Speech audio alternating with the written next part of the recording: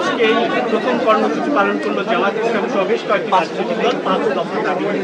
যার প্রথমটি হচ্ছে জুলাই সনদ বাস্তবায়ন করতে হবে নির্বাচনের আগে বা তার অধীনে নির্বাচন, পিআর পদ্ধতি, এইসব বিষয় নিয়ে তারা রাজপথে কর্মসূচি ঘোষণা করেছে এবং পালন করেছে আজকে প্রথম থেকে। আমি মনে করি এটা কোনো প্রয়োজন ছিল না, কারণ আলোচনা তো শেষ হয়নি এখন, আলোচনা চলছিল।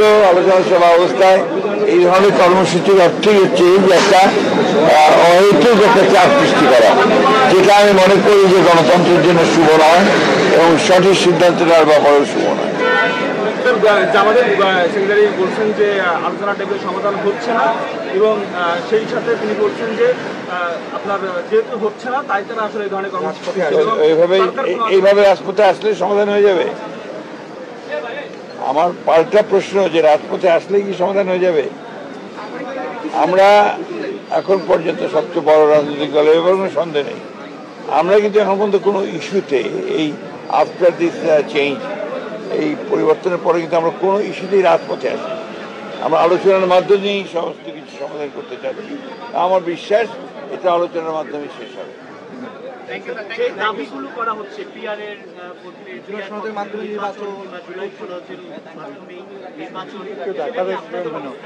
না, কেন আমরা বারবারই বলেছি পিআরের ব্যাপারে আমাদের অবস্থান থেকে অত্যন্ত পরিষ্কার। আমরা পিআরের পক্ষে নই, কারণ আমরা মনে করি যে বাংলাদেশের পিআরের কোনো প্রয়োজনীয়তা নাই। আপনার অন্য কোন কি বললেন? জুলাই সনদের তো চলছে, জুলাই সনদ আলোচনা চলছে, অনেকগুলো বিষয়ে আমরা একমত হয়েছি। সেই বিষয়গুলো নিয়ে সামনে আসতে যায়।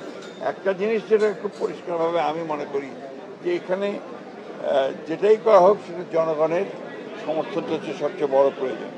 জনগণের সমর্থন আসে নির্বাচনের মধ্য দিয়ে, যে পার্লামেন্ট আসে সেই পার্লামেন্টের মধ্যে সেটা আসে।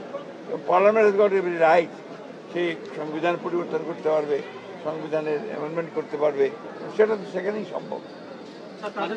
আরেকটা দাবি আছে, জাতীয় পার্টি এবং 14 দলের রাজনীতি নিষিদ্ধের দাবিটা আছে। এই ব্যাপারে আমাদের বক্তব্য আমরা খুব পরিষ্কার করে আগেও বলেছি, এখনো বলছি যে আমরা কোনো রাজনৈতিক দলকে নিষিদ্ধ করার পক্ষে নেই। ইনশাআল্লাহ খুব শিখিয়ে